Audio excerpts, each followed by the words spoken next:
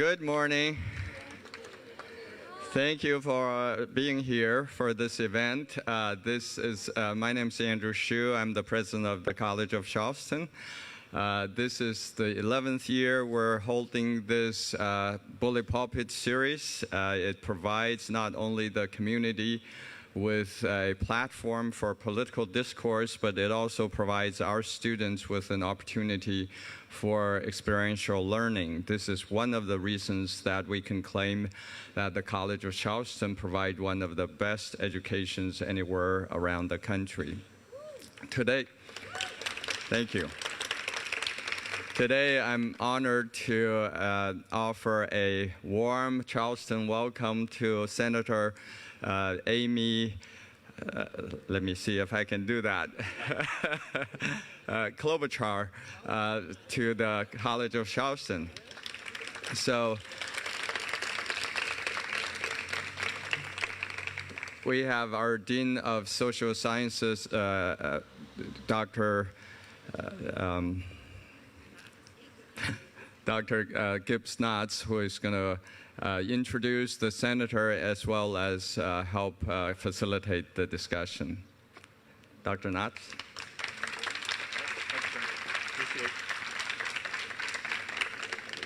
So thanks for being here. I'm going to introduce Senator Klobuchar. I'm going to ask a few questions, and then we're going to open it up to you. So be thinking what you'd like to hear and what you'd like to ask her. So Senator Klobuchar graduated magna cum laude from Yale University, where she majored in political science. Really excited. That is in fact true? Yes? Correct. Okay, good. She got her like a Wikipedia Yes, error. good. She got her JD from the University of Chicago.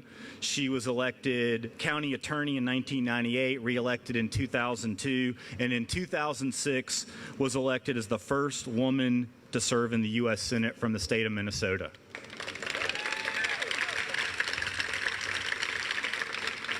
She's been re-elected both in 2012 and 2018, so please help me welcome Senator Amy Klobuchar.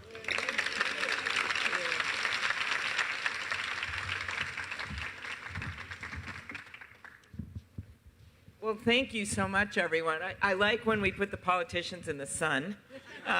See how they stand up. It reminds me, I once was at a troop deployment in Oklahoma for some Minnesota troops with our governor, and it was 109 degrees, and everyone was standing in the sun, and 19 people fainted. They all were fine. They got water. And they put the politicians in the sun to keep our speeches short. And then when I got back to Minnesota, I was on the phone with a friend telling her the story, and my daughter was about 13 at the time, and she heard me telling the story, and she ran to the top of the stairs, true story, yelled down to my husband, "Dad, Mom talked so long today that 19 people fainted." Anyway, there we go. So I wanted to ask you a little bit about your education. We're here at the College of Charleston. You studied political science, and she wrote a 250-page senior thesis about the building of the Metrodome in Minneapolis. That in fact is true, Minneapolis? That is correct. Okay. Yes. So you also studied law, as I mentioned. So, and how has your study of these disciplines shaped your career and informed your run for the presidency? Well, thank you. And first, I want to say how great it's here to be here at the College of Charleston, and what a great school it is, and how excited I am to see students here. I know some of them are in class, as well as people from the community, so thank you very much. And for me, education has been everything. I wouldn't be here if it wasn't for public education, actually. My grandpa was an iron ore miner, worked 1,500 feet underground in the iron ore mines up in Ely, Minnesota. He was a pretty good student, and he wanted to be in the Navy, but he had 9 brothers and sisters. His parents were sick, and he had to quit school in middle school, actually never got to graduate from high school, and went to work first as a Teamster and then in the mines. And he cared so much about education that he actually saved money in a coffee can in the basement with my grandma to send my dad and his brother to college, and they could afford a community college. So my dad went there for 2 years, and then ended up finishing up at the University of Minnesota with a journalism degree. and covered the Vikings. I see a Viking thing out there. So they had a hard loss to the Packers yesterday, but we will let that go. And then also covered just politics and general things, had his own column, and had an amazing career. And my mom grew up in Milwaukee, also without much money, and she ended up becoming a teacher and moved to Minnesota and taught second grade until she was 70 years old. And I still see people who say she was their favorite teacher. So I'm up here on this beautiful day in your great city today as the granddaughter of an iron ore miner and the daughter of a teacher and newspaperman, as the first woman elected to the Senate from my state, the state of Minnesota, and a candidate for president. That is what education... That's what education is about, the simple idea that no matter where you come from, if you're able to get some education, you can do well in this country. And from there, yes, I went to college. That was pretty funny. I often took the Greyhound bus back and forth to Yale. And I remember when I got there, I arrived with my 2 suitcases, and in one of them I'd brought my pink polyester prom dress and matching shawl in case I needed it. I didn't know, from a suburban high school. Someone taped a tractor to my door in the dorm room the first day. I was like, seriously? Anyway, but I met a lot of good friends there, and I came up with that idea to write the book. I had a professor there that I really liked named Ted Marmer, and I liked his class, and he was teaching about how bills got through Congress practically, but also how you built coalitions to get them done. And he was using the example, actually very relevant today with the Affordable Care Act, of how Medicare got done, and he had written a book about that. So I took that example to my current, the students will like this. What was the big issue in my state? The building of a sports stadium. And I actually took those ideas, and one of the funnier things, and the dean will appreciate this, is I had loved this book on the Cuban Missile Crisis that a guy named Graham Allison had written, and it kind of showed how they made decisions on it. So I literally based my analysis of the building of a sports stadium in Minnesota on Graham Allison's book on the Cuban Missile Crisis. And I took how the economics of professional sports and what was going on there. That was the first part. And then I looked at how legislators make decisions and interest groups have a role, and then how individuals decided where that stadium should be located, and then finally how it was built. So it was a lot of fun to write, taught me a lot about politics, and ended up being used in college classrooms all over the place for 25 years. And the professors really liked using it because they said, she wrote this when she was your age. Anyway, so that's my story through education, and I really am someone that probably is one of the best examples in the Senate of how I wouldn't be there if it wasn't for public education that was made available to my family. I went to public high school, so did my daughter, and my mom taught in it, and then was able to do well enough to get to college, and then tried to use that degree as well as I could.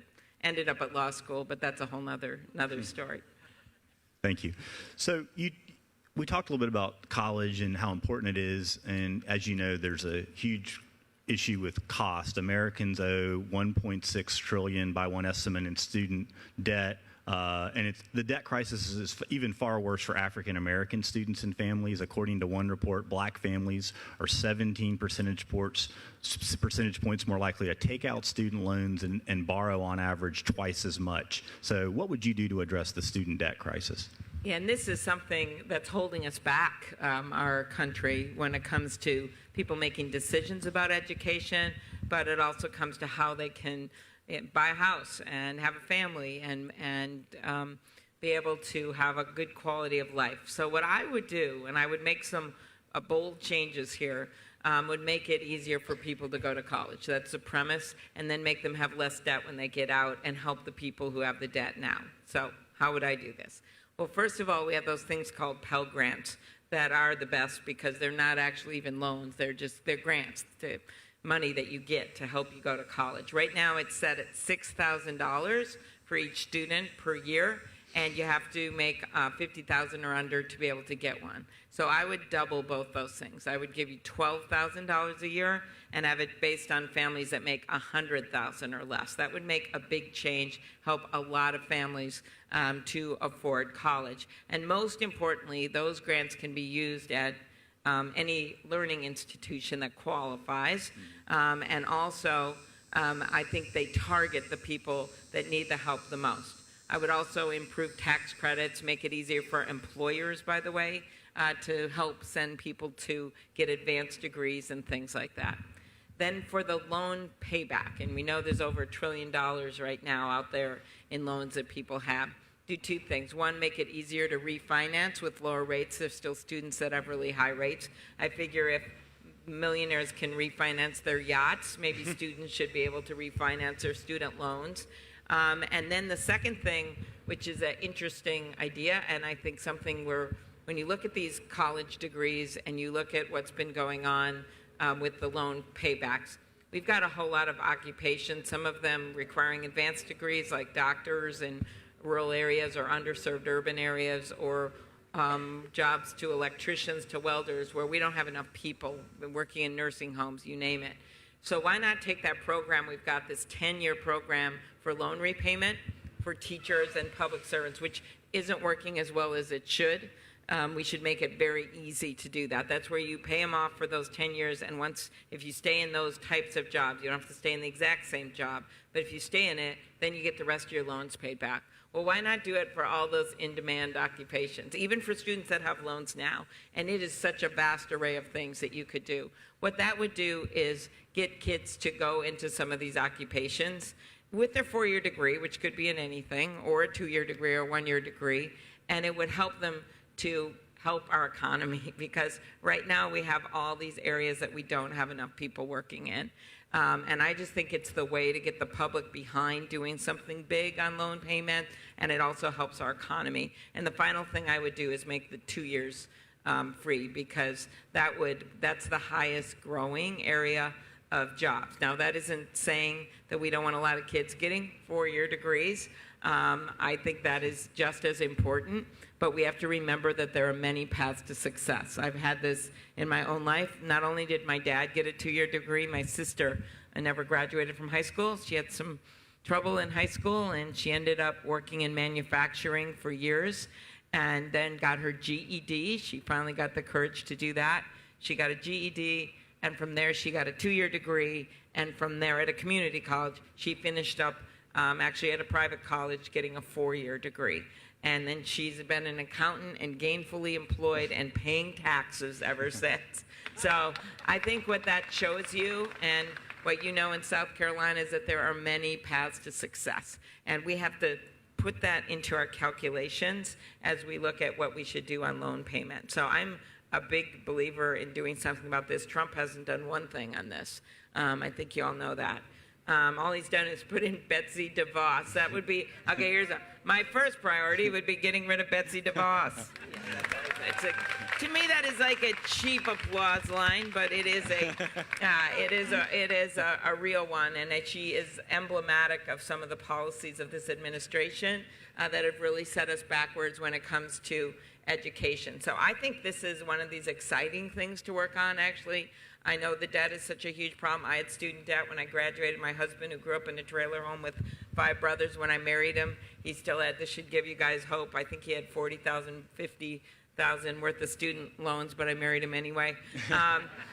And so, but the point of it is that I've lived this, and I think it is really important we make this a big priority, and we should view it as an opportunity. We want to be able to compete globally. We want to make sure our kids get the educations, make sure our workers get retrained with the changing jobs that we're going to see over the next decades. We should see this as an opportunity to make us a better country. Thank you. So the senator mentioned President Trump, and I wanted to sort of follow up on his proposal to eliminate funding for the National Endowment for the Arts and the National Endowment for the Humanities. The Republican Study Committee in 2017 talked about how the government should not be in the business of funding the arts. So what's your position on these programs, and what type of support would you propose as president? Well, I'm a big supporter of continuing the National Endowment for the Arts and the funding. This is about our country, and there's a lot of countries around the world where there's no freedom of expression, where they limit not just what you say or the music that you listen to or the internet you can get or the TV that you're able to watch, but they also actually limit your art and limit what's displayed, and we've seen that over and over again. Think about when ISIS came in to those areas and took them over. What did they do? They destroyed a lot of the art and the traditions and the cultures in those countries where they invaded. Our country is so much bigger than that. We have been a country that has valued expression. It's a lot about the founding of this nation, where we broke off from England and we said, no, we want to have our own country. We want to be able to pay for things ourselves. We want to buy from where we want. We want to make goods ourselves, and we want to be able to express ourselves. And so from the beginning, the arts have been such an important part of America. Then you go through to what an important part of the economy they've been. They're actually one of our biggest exports when you look at film and you look at some of the other music and things we produce. I say this, now I know South Carolina's got some great music, all right? But let's just say I'm from the state of Bob Dylan and Prince, okay? Let's just say. And Lizzo, very exciting right now. She wasn't born there, but she built a lot of her career in the Minnesota music scene. And so this has been a huge part of our exports in our country. And so when you start messing around with limiting it, you limit the soul of America because of this freedom of expression and the First Amendment and how important it is to us.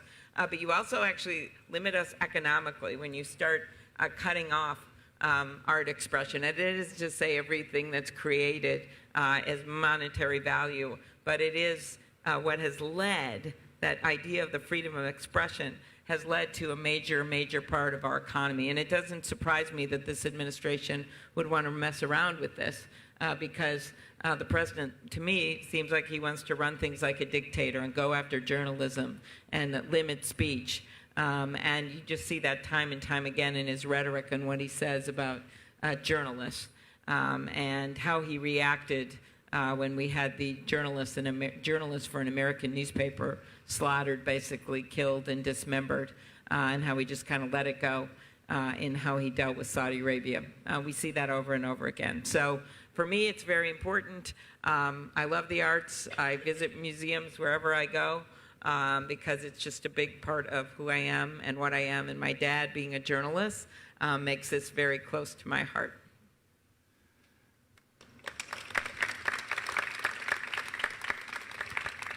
So one more question before we open it up to the audience. And so what we didn't hear at the debate the other night was a lot. Oh, come on. Yeah. You heard everything at the debate. We didn't hear a lot of talk about the debt. And I've got one of my, Jeremy, will you wave out there? So one of my students in my Southern Politics class, Jeremy Turner, who started the South Carolina Politics Club here at the College of Charleston, talks to me all the time about the debt. And I guess I wanted to get I want to get your take on how big of a problem is it and what's your plan to address it? Sure. I just want to step a little bit back on the economy and what we need to do, and I promise I'll get to the debt because I'm the one person that has mentioned it, including in my announcement speech where the temperature was a little different than this.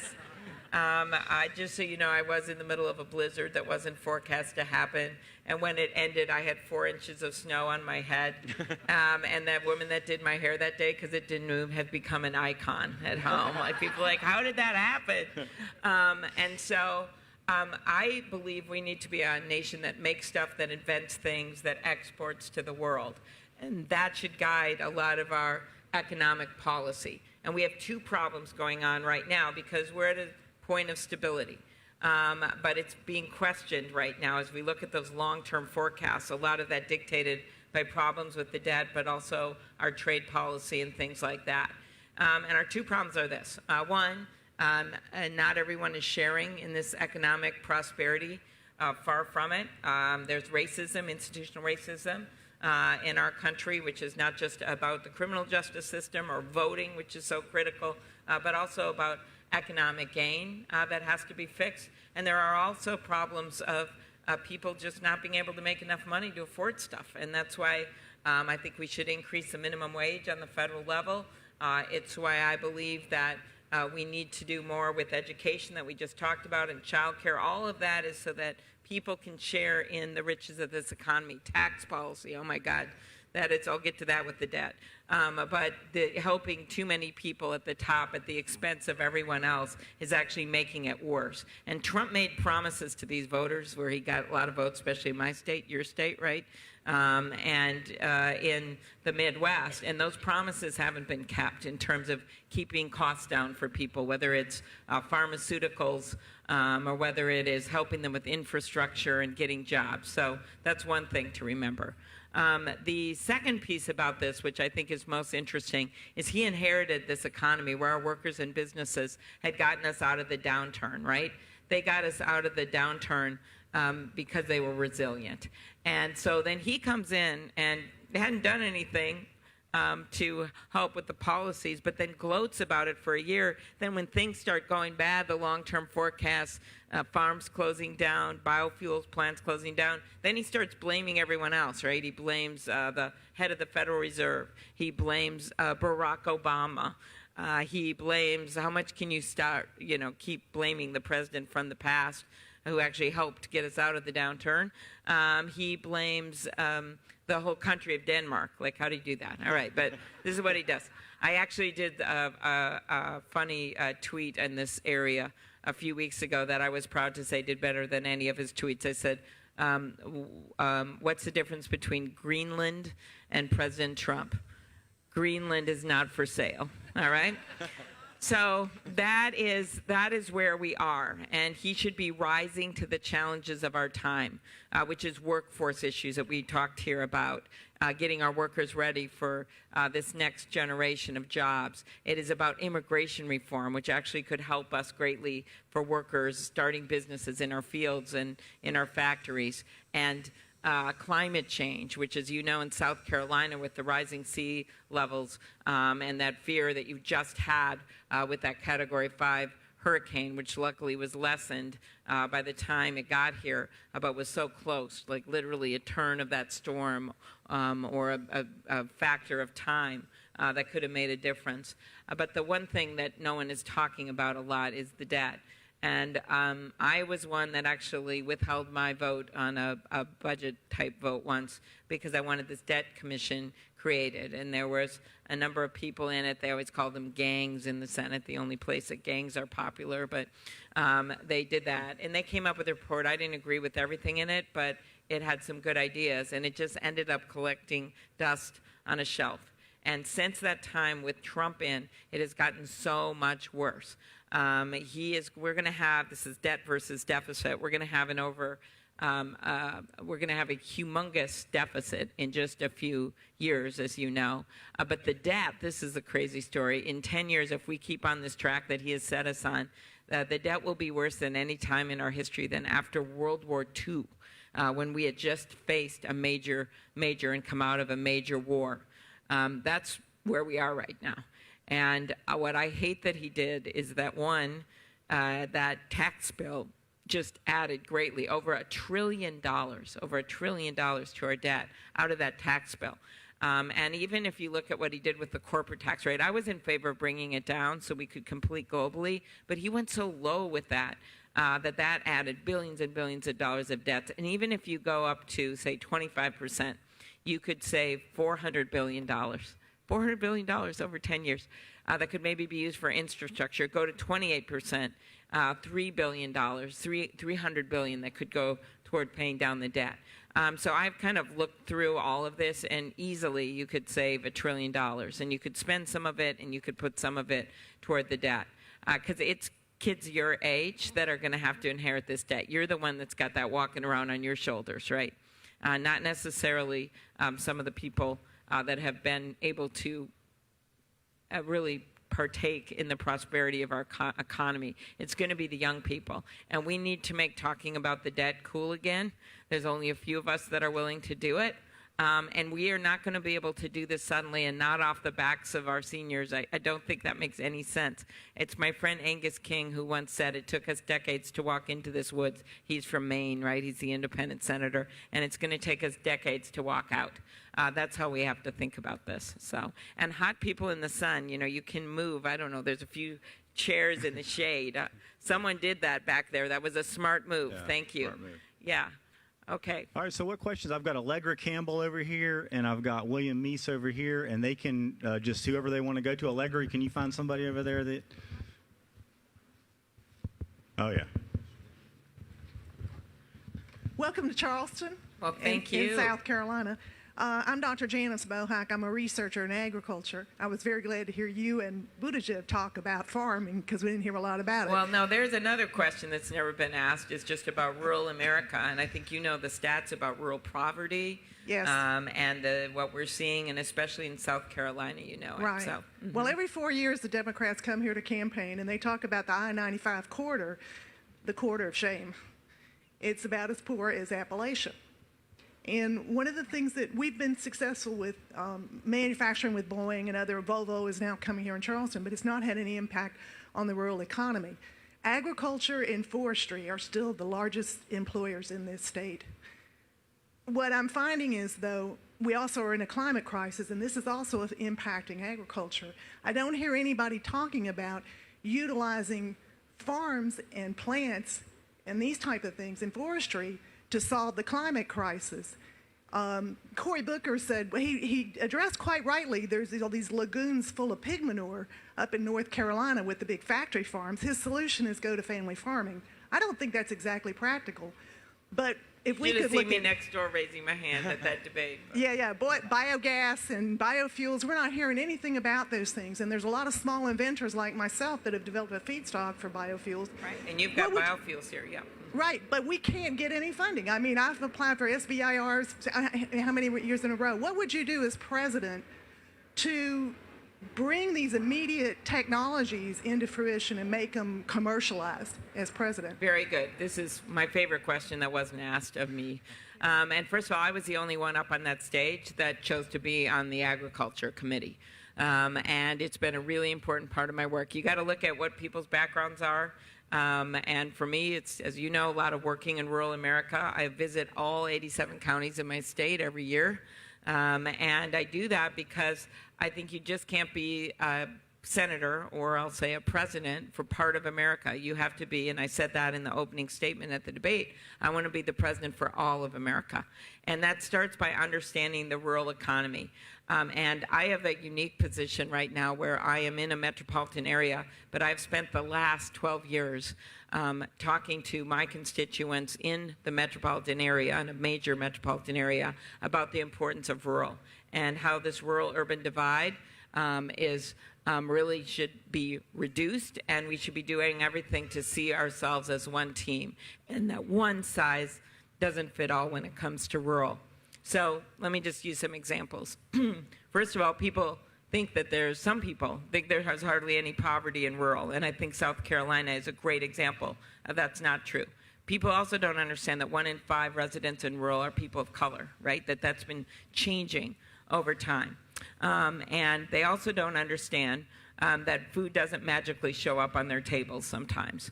And we don't want to become dependent on foreign food like we have at times in our history been dependent on foreign energy. So my answer is, as you look, you got to look forward. And you've got to respect small family farms and make sure you can do everything to keep them going. But you also have to look at what's in our future. It's one of the reasons I supported hemp as a crop. We made an exemption in the Farm Bill for that, and working with a lot of our southern states, because as you know, some of the southern states have fields that are particularly good for growing hemp. So that's one thing, because we had bans on that before federally. The second thing is what you point out, biofuels, looking for that next generation of biofuels and what we can do to encourage that. The third thing, which you mentioned with climate change, is seeing our fields actually and our farmers as a way to reduce carbon dioxide.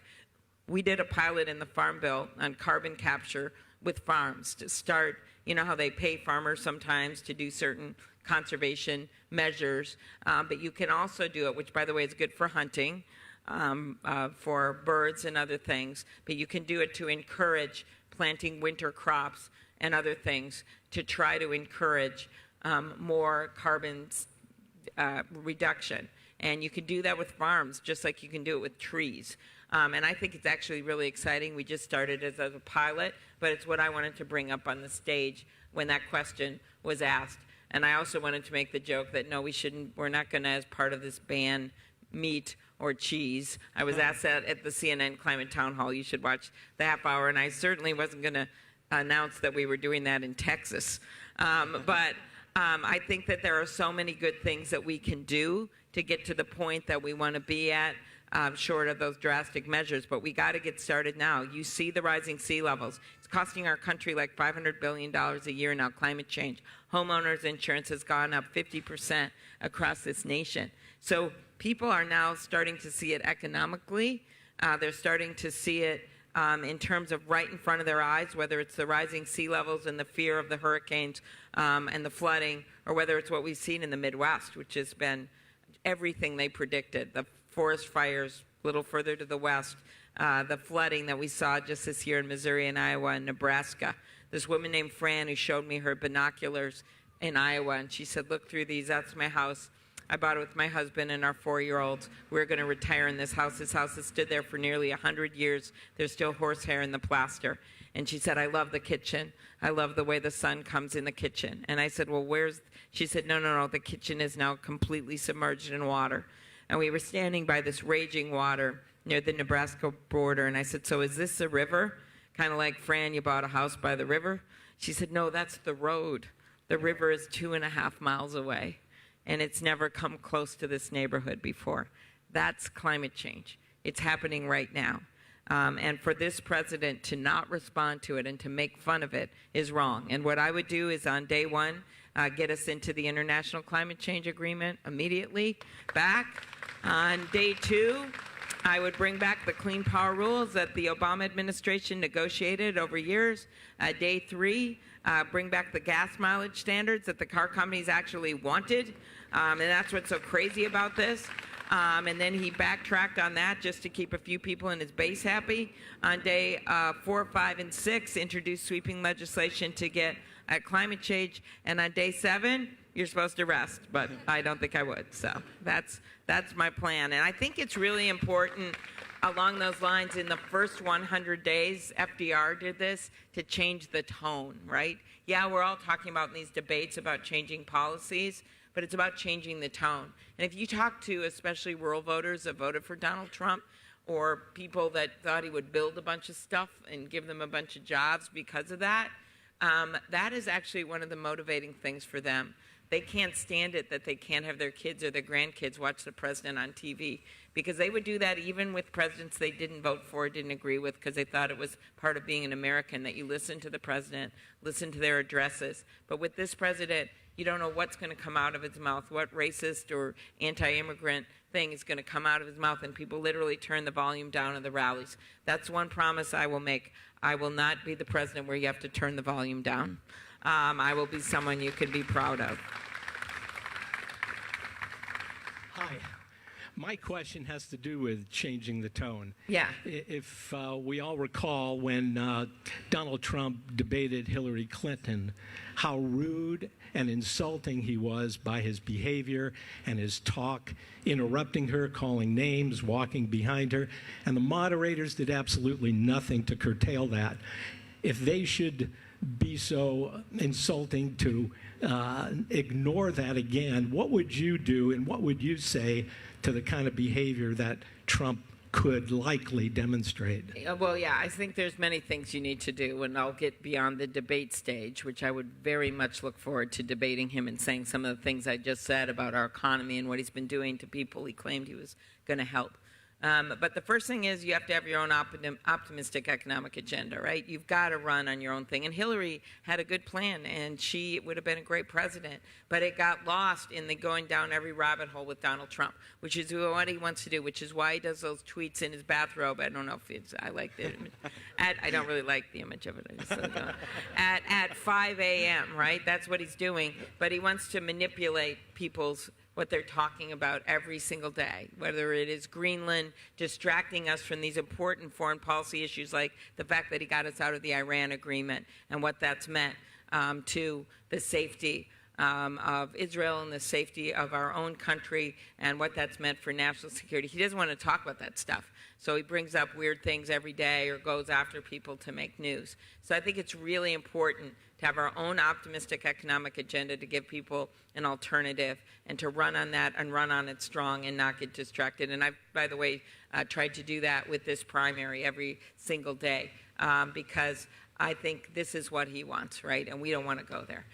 The second thing is just ignoring him at times. And on that debate stage, there's things you ignore he does. But then the other thing, which people haven't often done, is to use humor, right? To make fun of him if he's creeping over on the debate stage. Like, what in the...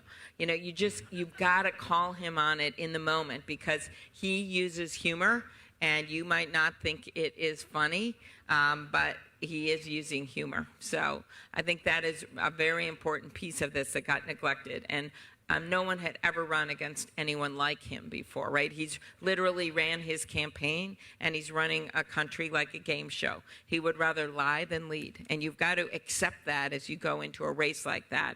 And more, we have to make that point to people so they understand where he's coming from. And what he's doing. And I think that's the most important thing, is to call him on the broken promises and the lies, and then also have our own economic agenda that is an alternative. Now, I am someone that is different than those other candidates on stage. I'm one of only 2 people from the Midwest. I'm only one of 3 women that were on that stage. I am someone that has gotten through that Trump era, navigated through it, seen 2 things. One, how you can still get things done. With Donald Trump as president, I passed over 30 bills where I was the lead Democrat. I don't know if you noticed, but I did, including bread and butter things on broadband and other technology, you name it. And then the second thing is understanding deeply how he has affected people's souls and their psyches and how they feel about this, especially people of color and immigrants, where he has gone after them to the point where it's incited other people to go after them, with words, with guns, with whatever, and why people are scared, but they're also really angry about it. I remember the story of a family in my state where a Somali family lived, the parents had been there through 9/11, experienced no hate or backlash during that time in our state, and in the midst of that rhetoric, in that last campaign, that anti-immigrant rhetoric, they went out to dinner with their little kids, and this guy walks by and he says, "You 4 go home. You go home to where you came from." And the little girl looks up at her mom and she says, "Mom, I don't want to eat dinner at home tonight. You said we could eat out tonight." You think of that words of the innocent child. She didn't even know what he was talking about, which is an amazing fact. She didn't know because she only knows one home, and that's the United States of America. So we just have to have a strategy with this guy, seize the moment when he does these things and make it clear, but then make sure that we remember that there are people out there who are frightened, people who are scared, and at the same time, there's another group of people that maybe aren't personally scared, but they're scared for our country, right? They understand this. Some of these independents or moderate Republicans that voted for him or didn't vote at all, a bunch of them, right? And we have to respect that and bring them in because they are horrified by what he's doing to America, and we got to remember that. And that's why I made the point on the debate stage that I am someone that's brought with me in every single election. I've won Michelle Bachmann's district 3 times. I have brought with me independents and moderate Republicans by simply being honest and telling them the truth. I'm not making all the promises that some of the other people on the stage. That is true. I'm not saying I'm going to wipe out every single ounce of student debt. sorry, that's out there. I don't think we should do that for kids that can afford it and for wealthy people.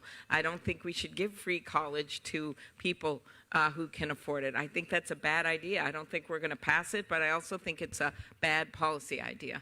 And I also think that about kicking people off their health insurance. 149 million Americans would lose their current health insurance in 4 years under one of those bills that I didn't sign on to. And so I'm not afraid to say that. If that's what people want, then I'm not their candidate, okay? Like, that's obvious. But if they are willing to go with me on what I consider bold ideas, then we're not just going to win, we're going to be able to get them done.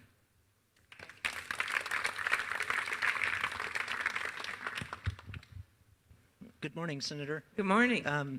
I just wanted to ask, given your impressive senatorial track record, How do we get this questioner? Yeah, this is good. No. winning your 3 elections by 20 points, 35 points, and 24 points, respectively, what advice would you have to South Carolina Democrats as we seek to re-elect Joe Cunningham and defeat Lindsey Graham in 2020? And by the way, Joe Cunningham is great. He's done such good work, by the way, environmental work on the offshore drilling. And so we really appreciate what he got done on that, which was an amazing thing and an amazing victory, actually. So this is how I look at it. Now, you're going to look at me and say, oh, you're from Minnesota. Oh, you know, home of Hubert Humphrey and Walter Mondale. You have no idea how our state changed since that time. And when I was running and I got elected, are you ready for this? The other senator was a Republican, Norm Coleman. Our governor was a Republican, Tim Pawlenty. We had 3 of our 4 constitutional officers were Republican. Michelle Bachmann was in Congress. Okay, are you seeing what happened? So what I did is I took this on, not in a big way, like, you know, all Republicans are bad. I don't believe that. I took it on as we need to change this state because we want to go back to a state that is achieving things economically, that's moving forward, that is, I'm going to get some water here, that's including, here we go, everyone at the table. And I did it, maybe not with the loudest of voice, like I said at the debate stage the other day, but I actually accomplished it. And now we have changed the state politically so that we have had now 2 Democratic governors in a row. Until that time, to make clear, we had not had a Democratic governor for like 20 years. Well, we had Jesse Ventura. So by the way, if you don't think we have independence in Minnesota, those are my 3 words, Governor Jesse Ventura. So we ended up changing things, and every time I've run, we have flipped the state house. It goes back to Republican, then I lead the ticket, and we go back. Why? Because those areas that are purple or red, I don't ignore. I go to them. I don't just campaign with our people. It's what I stand for. And so I remember when I was first running in the suburbs, and you've got suburban areas around here, I went to a high school, and it was an area that had always been Republican. I was running for district attorney. And I went into this room, and there was like 8 guys in it. And I thought, oh, yeah, this is our party unit here, and I'm ready. And I said, hi, I'm Amy. You know, I'm running for county attorney, trying to get your endorsement. And the guy said, you know what, Amy, are you here for the Democratic caucuses or meeting? And I said, yeah. They said, okay, well, there were too many of them. And so we changed rooms. We're the golf club of Minnetonka. And the Democrats are around the corner. And I walked into that gym of this very Republican area, and there were like 300 people in that gym. They were former Republicans, independent, and they had just had it with the direction our state was going, and people just started turning up. That's how we changed 2 congressional districts in this last election. We flipped 2 of them. And we did it because there were people that said, you know, I'm a hunter, but I want to see some reasonable gun safety rules put in place, like background checks. People who said, you know what, I want to have a check on Donald Trump. I want to put someone in who actually wants to move our country forward and how we deal with the rest of the world. That's how we won in Kansas. You guys, come on. I don't know what the Republican index is in Kansas versus South Carolina, but I think it's pretty high, right? So we beat Chris Kobach, that guy that tried to limit everyone's right to vote. We beat him with a woman, not a celebrity, someone you probably never heard of. I did their Democratic dinner in Kansas, And I came back and I told everyone, this Laura Kelly, she can win. Everyone's like, yeah. She did. She beat Chris Kobach. She's a new Democratic governor and doing a great job in the state of Kansas. We beat, well, by the way, if you think we can't win in the Midwest in the next election, 4 words for you. Former Governor Scott Walker, all right? We beat that guy in Wisconsin, not with some famous celebrity person, someone who was reflecting that state and was able to appeal to their sense of fairness, their sense of righteousness, but also their sense that they wanted to move their economy forward. And I saw that, by the way, right next door, Minnesota and Wisconsin. And believe me, Wisconsin saw it because, by the way, we have some rivalries like the Vikings and the Packers. But my mom grew up there, and our states have a lot of similarities. What happened in Minnesota, Democratic governors won while Scott Walker was in there, and we started investing. We had that bridge collapse, right, which is why I announced on that river near that bridge, and we invested in our infrastructure.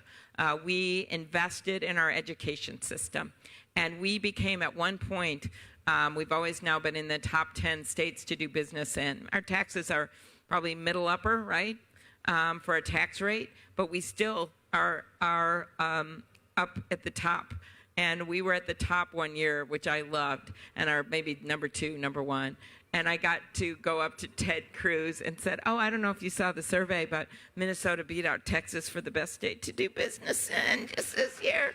And again, that was because we put policies in place for investing in infrastructure, investing in education that made companies want to stay or expand or come to our state. That now has something like 17 Fortune 500 companies. It always has, but they stayed, right? Or new ones came in. And I think that is a lot of, and then what happens when you do that? Then you bring in new workers, and you bring in people of color, and you bring in people that have new ideas and want to get started there. And our rural has remained strong. Our rural remained strong because we also saw that balance of making sure that we saw that we had hospitals that should stay there, and we had education systems. So I'm not saying we're the miracle. We've got our issues and our challenges as well. But what I'm saying politically is we change things. We flip things in a big, big way. And we did it with just common sense politics and reaching out to people and not shutting them out of our party, which I think is a mistake. So one more question. William, you're back there. Is this working? Oh, yeah. Flooding's a big issue here also. I mean, anybody that lives in Charleston or the Low Country, but it's also flooding's a problem in our rural areas. The causes of this flooding is sea level rise, which you've already discussed, some of it.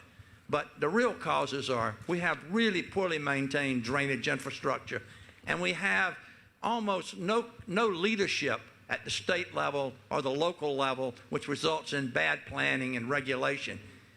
Our development in Charleston probably has reached its capacity to deal with stormwater runoff.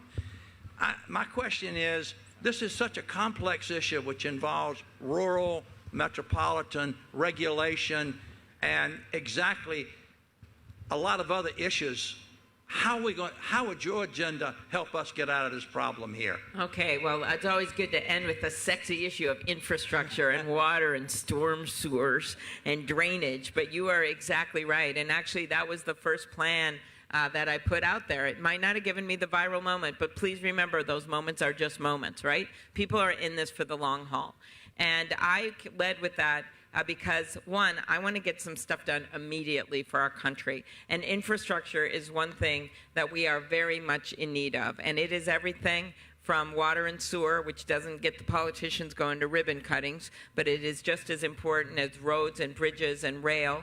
And also schools. We've seen a lot of crumbling schools. Baltimore, they didn't even have heat in their schools, some of the schools, not all of them, last winter. And so what this is about is taking some of that tax cut I just talked about. I would do about $400 billion from the corporate tax cut, then leave the rest, keep it lowered, but then put some more into the debt. I'm looking at my debt guy over here.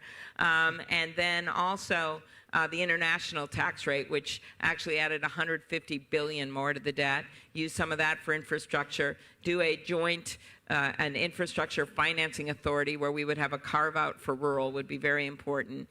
That would bring in some $300 billion, and you would do that with matching with the states and other things, giving them incentives, which you would like to see, I would think, in South Carolina. It's easier to say to the voters, even with the people you have in power, it's easier to say, hey, we're going to lose a bunch of federal money. No, not with Medicaid. Some of the states didn't do that. But you say, can we do the matching, right? So that's part of it. And then these Build America bonds. Those last two things I mentioned are bipartisan. They are bills that have gotten significant Republican support. And so that's what I would do. And that comes to $1 trillion. And I just don't think we can afford to wait anymore on infrastructure in this country. And it's something the Republicans do want to do. The Republicans in Congress, and Trump has shown absolutely no leadership. The night of his election, I still remember that night. I don't think anyone can forget that night. I watched, and I thought there was this little thing in my head when I thought, well, at least he said he'd do something about infrastructure, and then he hasn't done anything. He had those meetings he blew up at the White House when it comes to infrastructure. And you look at, by the way, transit and so many of our young people and the environmental needs, wanting to go by train or bus or other places to get around, bicycle. And he just hasn't done anything about those things and made it better. So I'm actually excited. I think, again, this is an opportunity, an argument about how we get goods to market, your ports here and everything else that are so important to moving infrastructure ahead.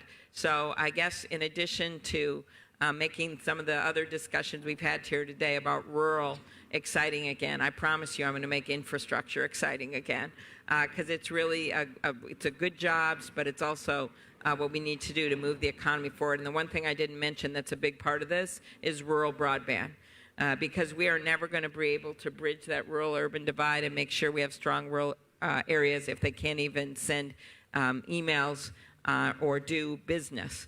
We've had a bunch of workers in Minnesota, doctors at rural hospitals, that while they can get internet at the hospital, it'd be dangerous if they couldn't. They can't do any work from home. They have to go to a McDonald's parking lot to look at x-rays, right? You've got businesses that are turning away customers because they're not able to communicate with them on the internet. So that is one of our big infrastructure challenges as well. So I just wanted to end by saying this is one of many visits I've had and will have to Charleston. This is one of the places that I went after I won my first election. We went to Savannah and Charleston. It's hilarious to think about. Our daughter was really young, and this is like some people go to Disneyland, and we came here. I had never been here, and I was really excited. It was when I was running for that DA job, although I will never forget being in a hotel room here and realizing you should never go away the weekend after you win an election. Back then, we had those answering machines, right? And I would call in, and there'd be like 25 messages. This is Mrs. Midvik from Bloomington. Your lawn sign is still in the front yard. Please come and pick it up. Anyway, it made it a little less relaxing that this fine city is more relaxing.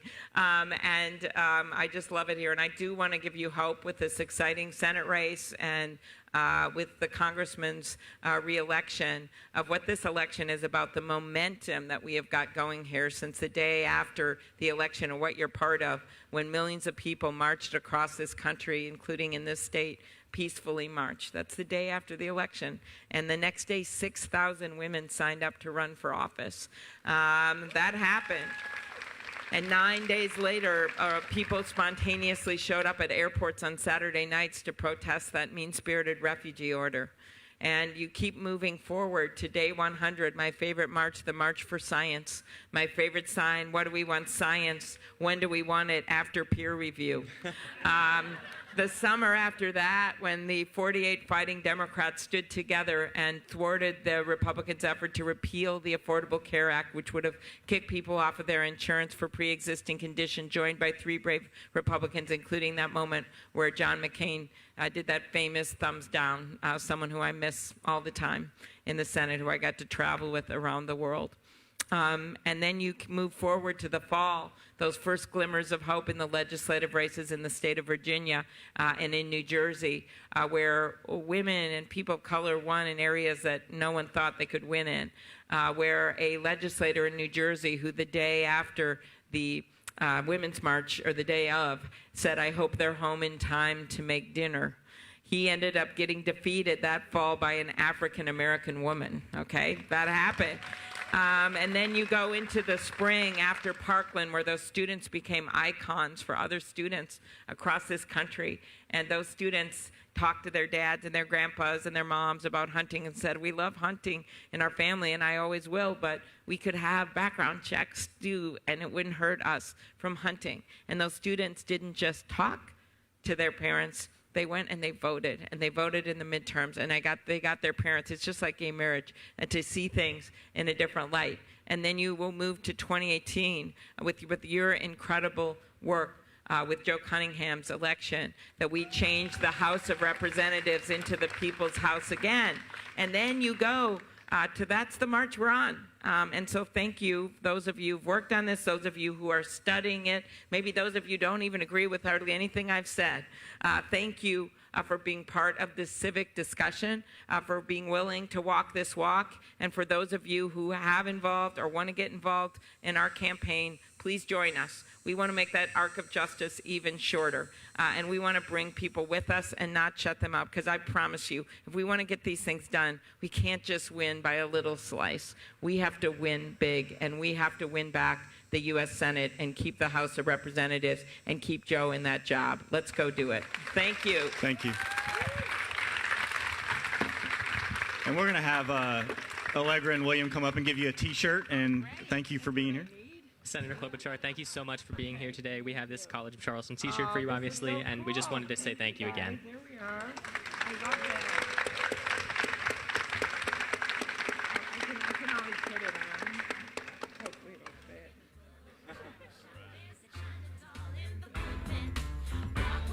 And if anybody would like photos with Senator Klobuchar afterwards, you can come right here to my right. Thank you. That looks good, yeah.